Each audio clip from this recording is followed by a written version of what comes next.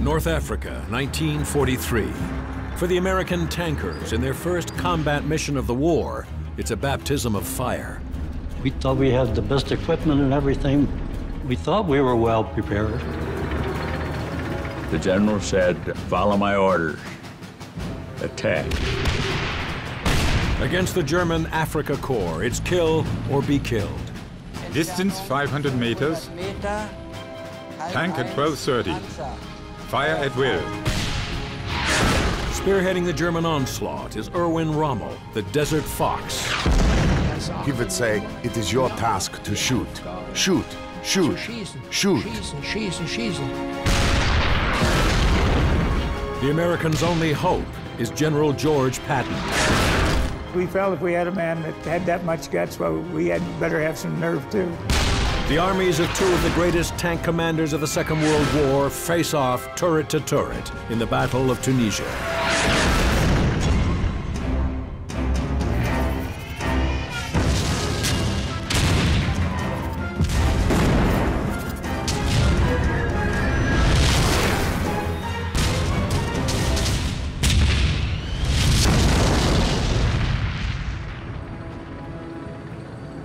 November 1942. At El Alamein, the British 8th Army deals a devastating blow to Field Marshal Rommel.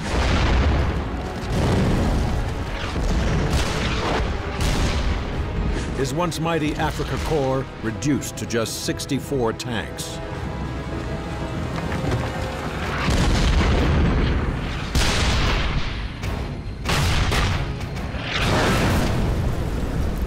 Their defeat is total, their plight desperate. The shattered remnants of Rommel's forces limp back across the desert. Pursued by the British from the east, they retreat 2,500 kilometers to Tunisia, where they face an Allied force advancing across the mountains from the west, including the fledgling U.S. 1st Armored Division. Confident and cocksure in their first combat mission of the Second World War, the Americans come armed with the latest in frontline technology, the Sherman tank.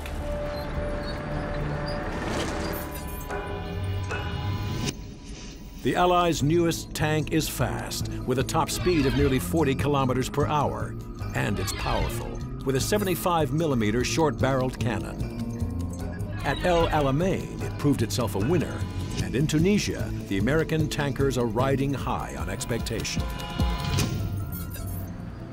We thought we had the best equipment and everything.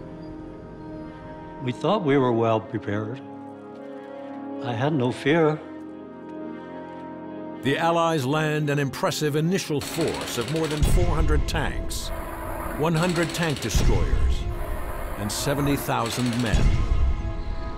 But the American tankers have yet to be tested in the heat of battle and the cauldron of war.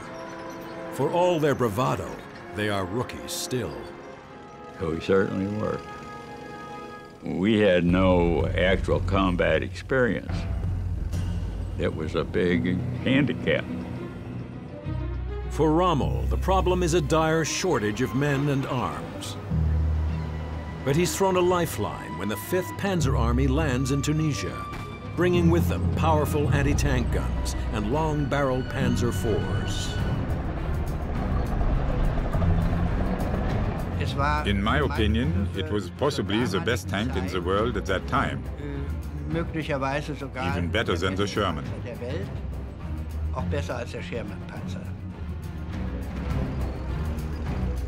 We were under the impression that we were definitely going to be superior to the Americans.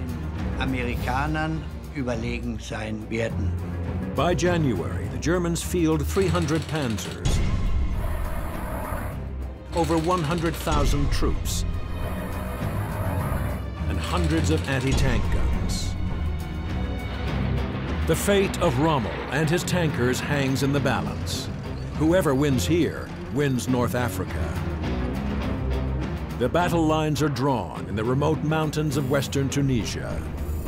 The Germans attack first, then dig in on either side of the Faid Pass, where they wait for the Americans to launch a counterattack, which they do on January 31st. Their plan, to engage the enemy in open combat. The general said, follow my orders, attack. I had a lieutenant as my commander of the tank. Actually, he wanted to get more bars or something, and he said, I'll go first, you know. So I was the driver, so we went out. You could see the Americans attacking from the front. We were just heading forward. We didn't know where the enemy was or anything.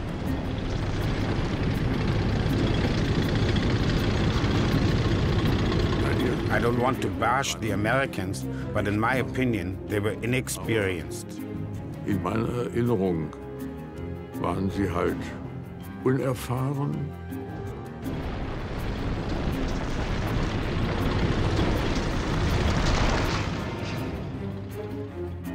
Our 88 guns were camouflaged well in the cactus grove. Kaktushecke. They enticed you to come through. And the Americans didn't see it. And then they opened fire on us. All die Amerikaner. And the Americans didn't stand a chance against the 88 anyway. The German 88 is the most lethal weapon on the battlefield. It has a 4.9-meter barrel and a muzzle velocity of 820 meters a second. With a clear line of view, it can destroy a Sherman at a range of more than 2 kilometers.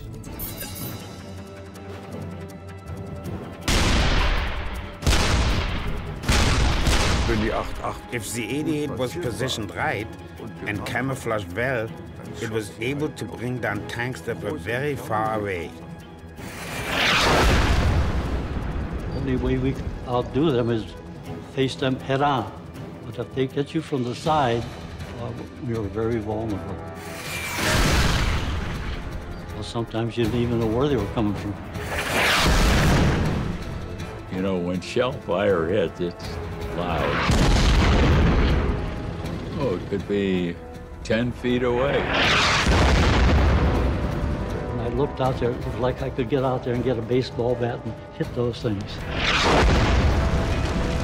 One of our tanks in our company, his 75-millimeter gun was shot off. It was just like a howitzer now. It had a short barrel on it.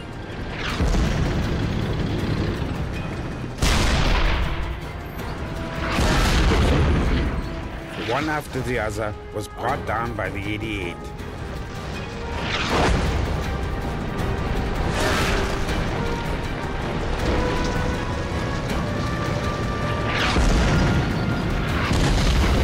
Either get out of there or get shot up. So you had to move. You couldn't be stationary. Tank commander says, well, back it up, back it up. He said, let's get out of here. Let's get the hell out of here. Back it up, Bill, back it up. My feet were going like this, shaking on it. Well, he no sooner said to that, and bam. Now help me get me out of here.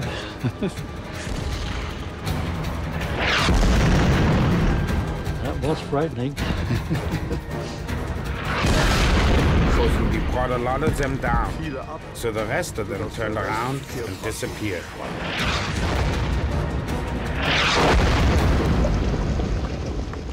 As the dust settles on the mountain pass at Faid, the lessons to be drawn are there for all to see. We thought we had the best equipment and everything, but we finally found out that we didn't.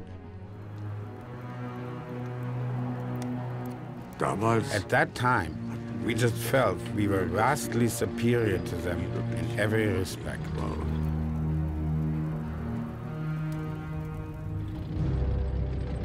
But it's a lesson that U.S. commanders refuse to learn. And just 2 weeks later, they will send their tanks down the pass once more. We just do our duty and follow orders. That, of course, was a feast for us.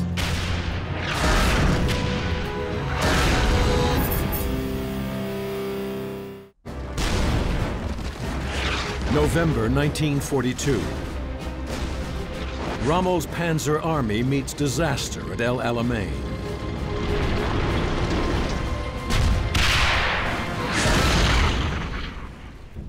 The Germans withdraw 2,500 kilometers west to Tunisia, only to be faced by an Allied force advancing across the mountains.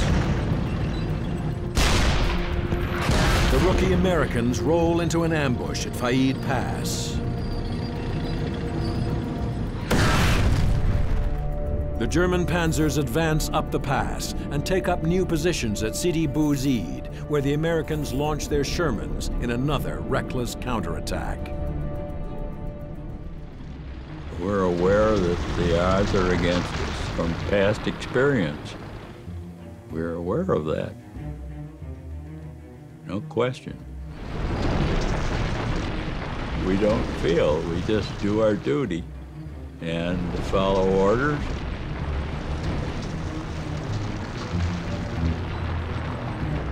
The Americans started to attack us with huge formations, like they always did. That, of course, was a feast for us. In a show of force, the Shermans attack at full throttle and with all guns blazing in a classic V formation.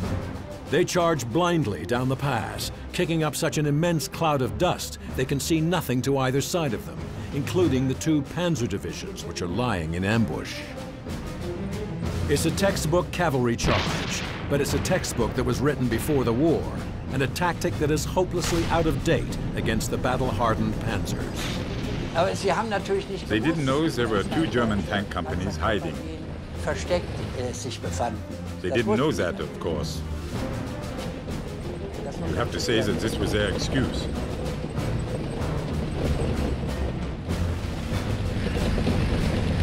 We had discussed on the radio that we let the Americans approach as much as possible.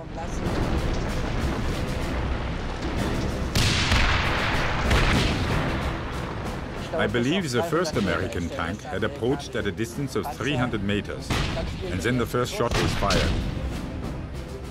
And so began the Battle of Sidi Bouzid.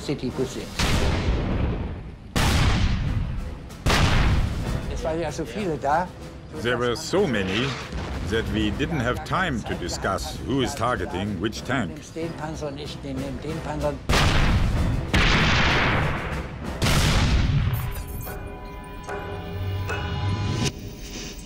The German Panzer IV is one of the most powerful tanks on the battlefield.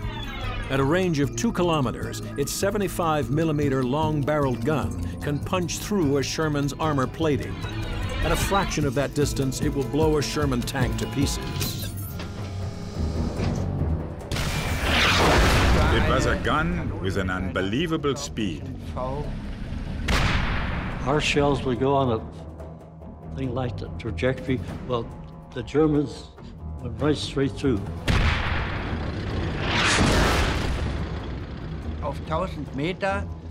At a range of 1,000 meters, you had to aim only about 10 centimeters higher.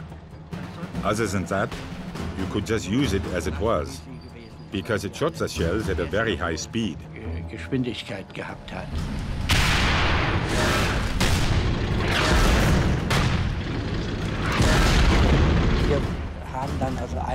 We managed to destroy one American tank after the other in front of us. But of course, they fired as well. I wouldn't say it was blind firing. Some of it might have been, but the majority of it we tried to have a target in mind. I had to duck my head a couple of times, but they never hit us.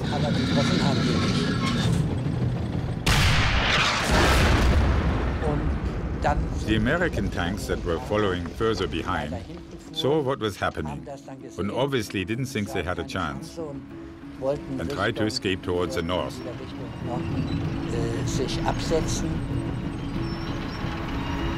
Wir fuhren dann also auch Richtung Norden. We drove north as well to cut off the retreating Americans. Den Weg abzuschneiden.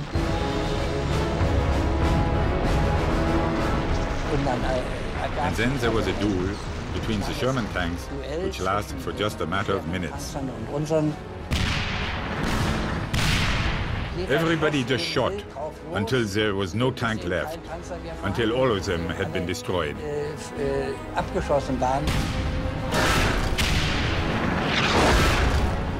The last tank was maybe 2 kilometers away.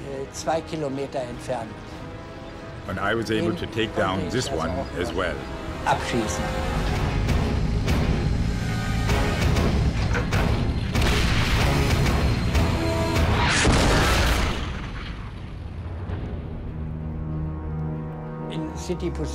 In Sidi Bouzid, we took out at least 45 to 60 Shermans. Our casualties were 0. Unsere Verluste waren 0. Nicht ein einziger Panzer. The Shermans had shot not a single tank of ours. Abgeschossen. Und es war ein And it was a scary scene to see all these burning tanks in a small area. Relativ kleinen Areal.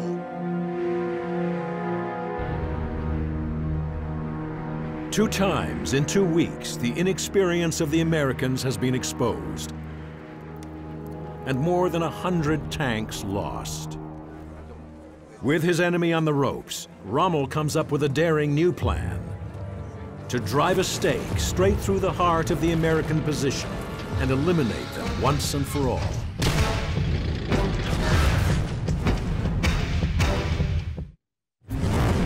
Tunisia, February 1943. Tanks of the U.S. 1st Armored Division charge blindly down the pass at Sidi Bouzid. For the Americans, it's a disaster. For German Field Marshal Erwin Rommel, it's an invitation to finish them off for good. The American command appeared to be getting jittery, and they were showing the lack of decision typical of men commanding for the first time in a difficult situation. Beginners lack the nerve. I wanted to push forward with all our strength and strike on deep into the Allied rear.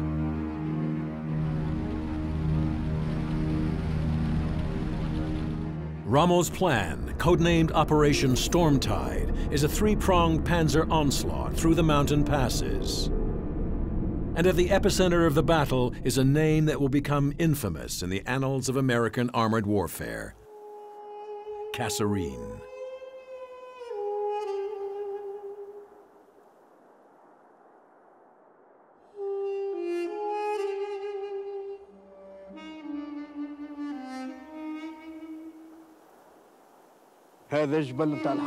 These are the hills of tanks. My name is Ali Ammar, and I remember the war. Here in this place, there are a lot of dead bodies. This is my land, and every year we find bodies.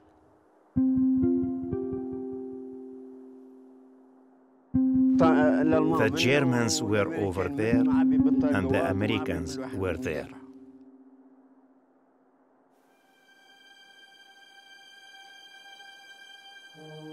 This land is where the battle took place.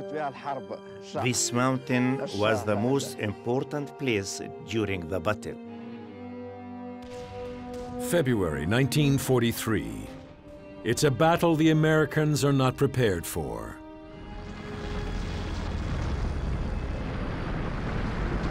Their defenses around Kasserine are overstretched and thinly deployed. Their heavy armor is poorly dug in on the rocky terrain. And C Company of the 805th Tank Destroyer Battalion holds the high ground to the north. We was holding the pass. You might say we wasn't scared, because up until that time, we really hadn't had too much conflict. While up in that area, it was pretty quiet. But we never knew when something would happen. At first light, the German panzers make their move, and Rommel himself is at the front, spearheading the attack. It was a short and precise order. Follow me, and further orders will follow later. Short and sweet. Of course, I said, yes, Field Marshal, sir. They were so close, I'll never forget that. As far as the naked eye could see to the right or left, bumper to bumper. We thought, oh my God, what's going to happen to our boys? They looked at us with surprise, because they didn't expect to see Germans here at all. It was an unusually rapid advance, for sure.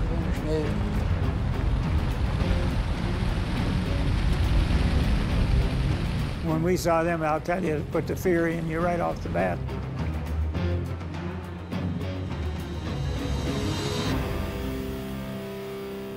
It was my task to scout the area with my binoculars from the turret for enemies inside.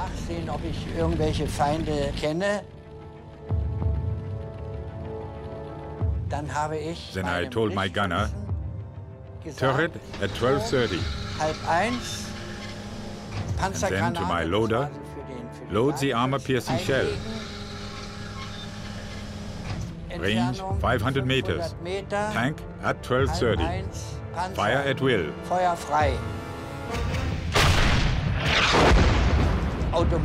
Automatically, the charging gunner would reload with another shell. This was all a matter of a couple of seconds.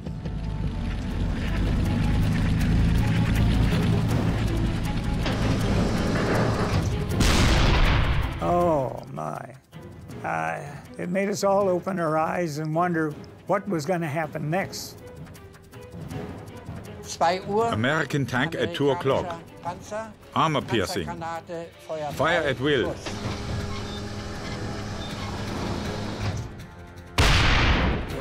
We saw a darting flame.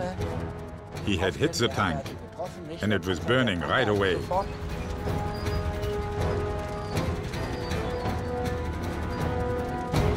On the left side, we suddenly saw 8 American Sherman tanks.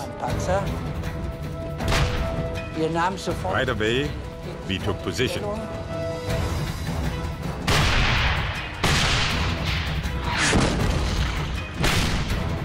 Although they were shooting as well, they didn't hit us. We shot better.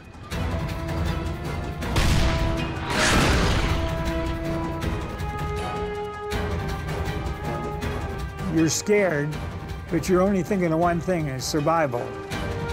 So we had several of the guns set up and start shooting down the Germans.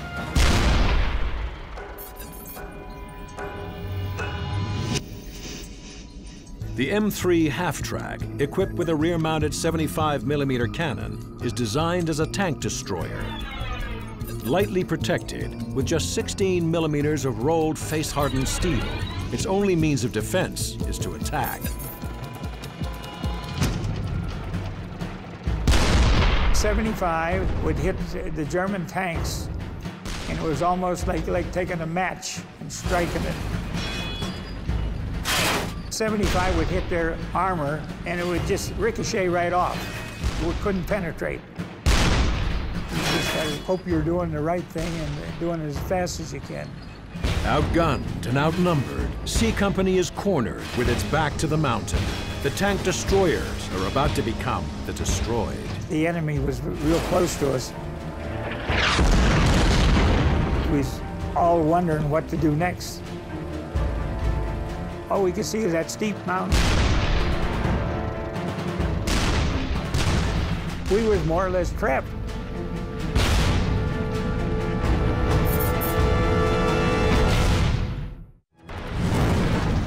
February 1943, the Battle of Kasserine. A German tank inferno rages through the mountain pass, and the American defenses are consumed by fire. When we saw them, I'll tell you, it put the fear in you right off the bat. American tank at 2 o'clock. Armor piercing. Fire at will.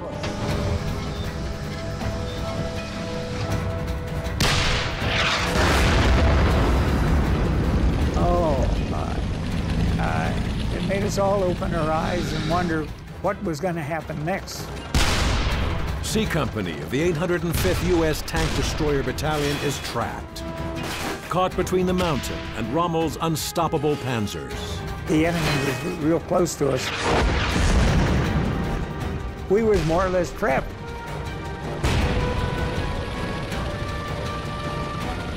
And all of a sudden, planes came over, and we thought, oh my gosh, now we're really going to be in it. We thought that was the end. Thinking it was German planes.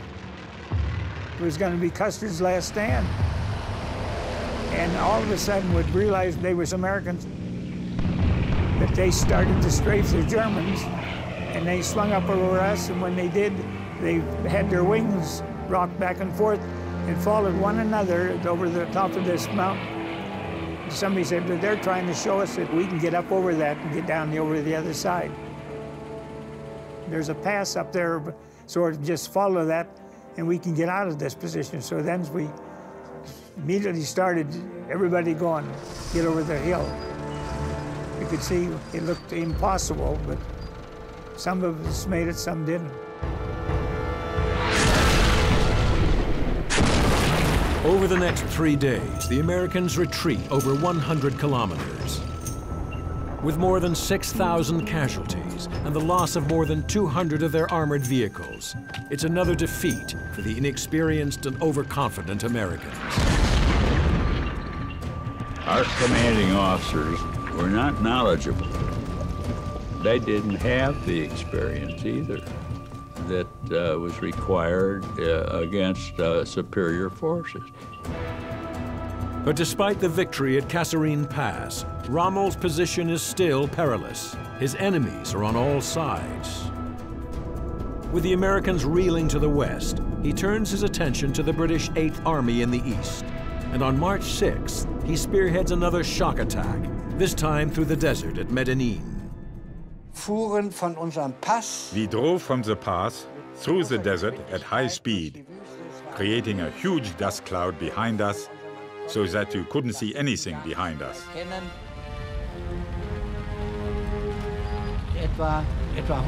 About 150 tanks were supposed to push the British 8th Army back towards the sea and destroy them.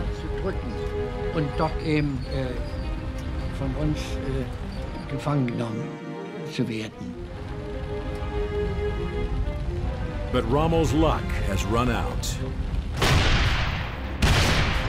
British intelligence intercepts his orders, and 500 guns are waiting for him.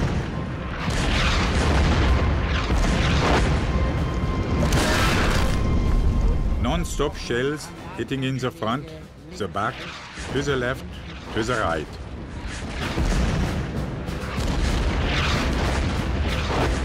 Next to me, approximately 15 meters away, there was a sergeant with his tank, and he got a direct hit in the turret. Ein Volltreffer, ein Volltreffer oben in den Turm.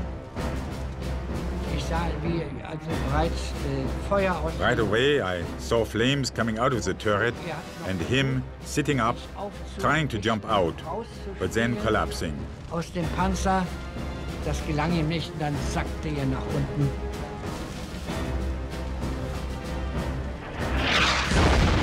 Dann war vor mir in front of me was company commander von Schlieffen, and he got a direct hit as well. Kam also auch Volltreffer.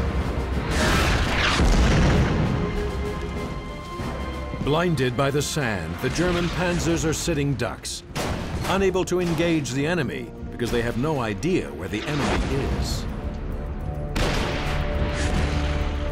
In these 4 hours, all I could see was sand, sand, sand, spraying on all sides. Sand, aufspritzenden Sand nach allen Seiten. You couldn't see to the left, nor right, nor front. You couldn't see anything at all. Nicht möglich.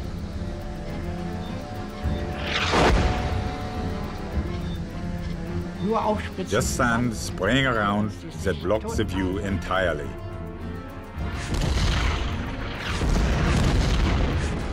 Wir standen. We were standing there. It didn't make sense to go anywhere. I was standing on the same spot for 4 hours and always hoping not to get hit by a shell. And Rommel's tank got hit as well. It had begun all of a sudden, and it stopped all of a sudden at 12 p.m.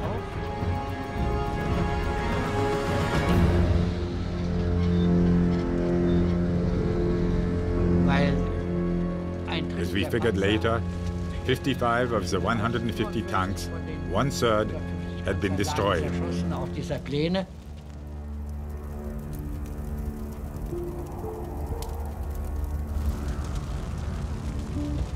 It was a disaster for Rommel.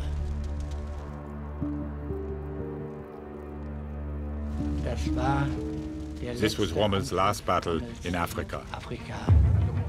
3 days later, Rommel is secretly recalled by Hitler to Germany for medical treatment, leaving the Germans bereft of their inspirational leader just when they need him most. Defeated by the British in the desert, their only escape route lies through the mountain passes to the west. But the US forces have regrouped. In Rommel's absence, they've reoccupied the Kasserine Pass. And now they have a new leader. Brash and outspoken, General George Patton has taken charge, and where he leads, he expects his men to follow. He told us, which made us kind of laugh, we as men from Mars have no fear of anything. You're in good hands, and you'll come out of this on top. A confident boast by a confident general, whose mettle is about to be tested in the crucible of battle.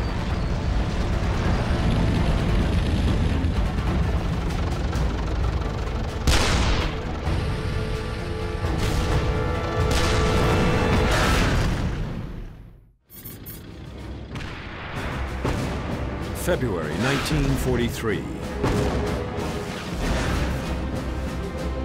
The Allied and German tankers fight for supremacy in the killing zone of Tunisia.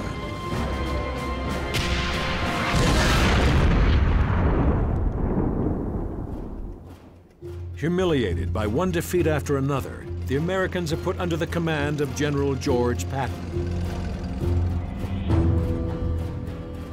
His task? Transform an army that retreats into one that will stand up and fight.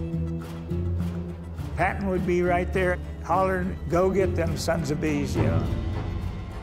We felt if we had a man that had that much guts, well, we had better have some nerve too.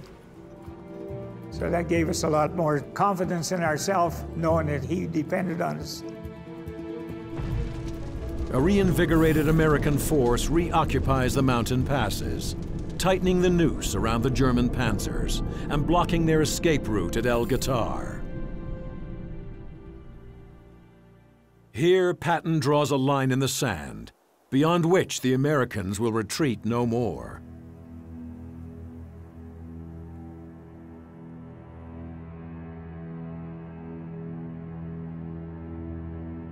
Learning the grim lessons of Faid and Sidi Bouzid, Patton sets his own trap, and his troops dig themselves into the hard and rocky ground along either side of the pass.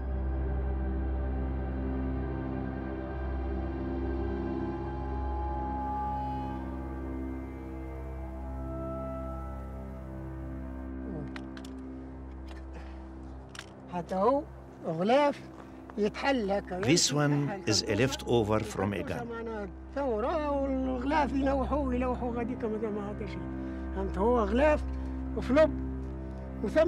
You can find these all over the land. This one is also a leftover from a weapon.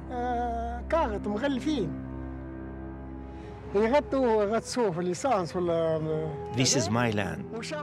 I was 10 years old and I remember it all.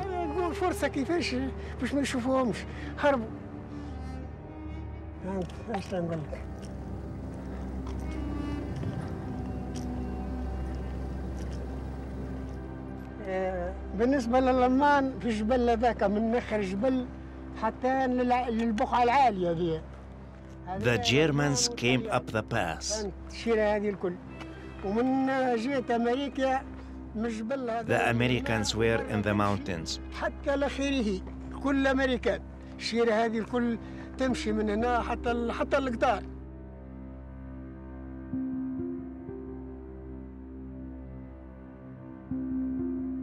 تسمع فيه حتى كيفاش يمشي. I remember the voice of the planes, the weapons. قوة كبيرة معناها حتى الوذان يتصدع.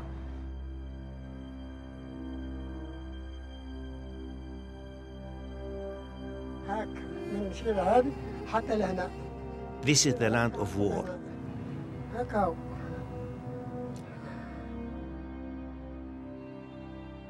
March 23rd, 1943. The Germans advance up the pass at El Guitar, and this time, Patton's tank destroyers are ready for them. We had 36 of them guarding that pass. Our recon went out and bumped into the Germans. I counted 75 German tanks coming at us across the desert. They were moving real slow. They knew we were there. They were in no hurry. They just kept coming. It looked like they were on a parade ground. It's a calculated gamble by the Germans. The Panzers are an iron fortress, moving at just 5 kilometers per hour down the middle of the pass. Their plan is to use their heavy armor like a blunt instrument to bludgeon straight past the American lines on either side. As long as we were below the top of the ridge, we couldn't shoot. So you'd pull up, shoot, and back down. Pull up, shoot, and back down. Wasn't any problem knowing where the targets were. They were out there.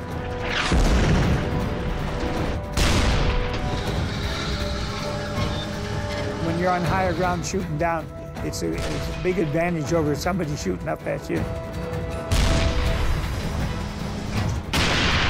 I'd pull up as quick as I could and stop. And by the time I stopped, the gunner had his target and firing. The only place that you could do them any damage was hit within the tracks. If you could hit in there, you disabled them so they couldn't maneuver. When you're in combat, first of all, you don't think about the possibility of being killed. You need to focus on achieving the target. Under withering fire, the German formation holds firm. Resolute and relentless, it inches towards its goal. I'm not being arrogant, but let's face it, we were valiant.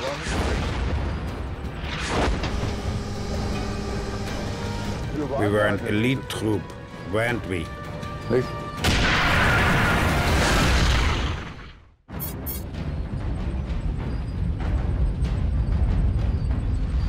March 23rd, 1943.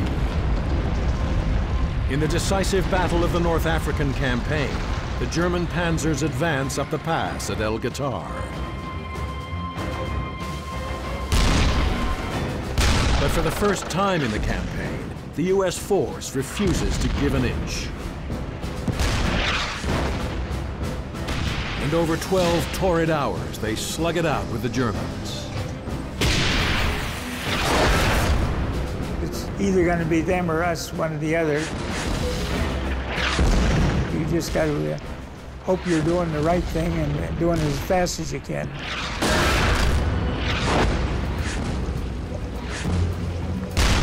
Kind of hard on the driver. He's sitting up not too far from the end of that barrel. So that's why I don't hear too well now.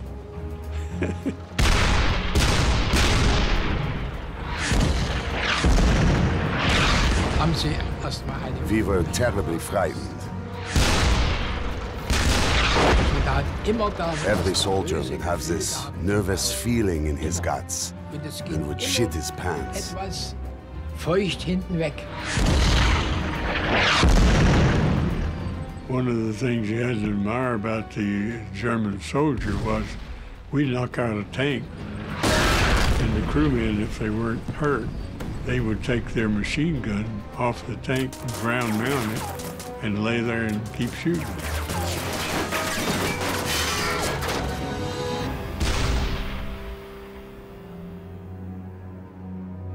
Twice in the course of the day, the panzers advance up the pass. And twice, the tank destroyers of the 805th Battalion hold firm.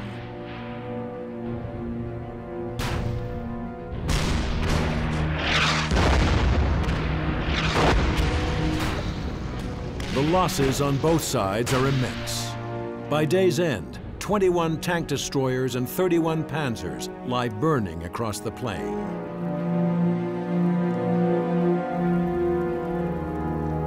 But the battlefield belongs to Patton, and the exhausted Panzer Force now has nowhere left to turn.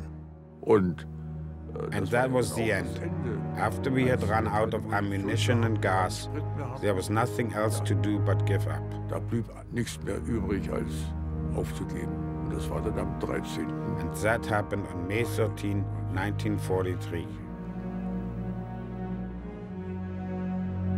More than 250,000 German troops in Tunisia surrender to the Allied forces. The feeling was horror about being captured, of course. There's nothing worse that can happen to a soldier.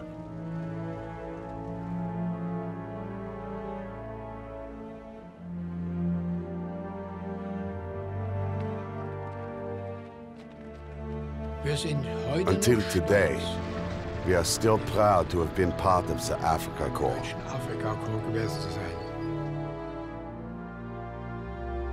El Guitar is the Americans' first armored victory of the war. No more will their battle-scarred tankers be seen as the Allies' weakest link. But that success has come at a price. No, I didn't think it would be a breeze. You know, actual combat is never a breeze.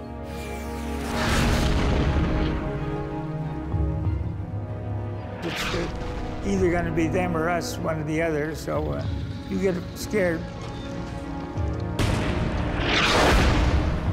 I would say you can't help it if you got anything about you. It's human.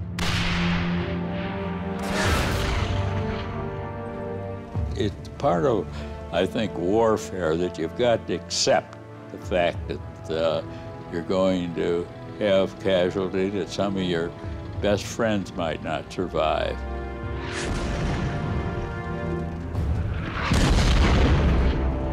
The Battle of Tunisia is the closing chapter in the story of Rommel's Afrika Korps. But for Patton and his battle-hardened tankers, it is the beginning of a journey that will ultimately lead to victory in Europe.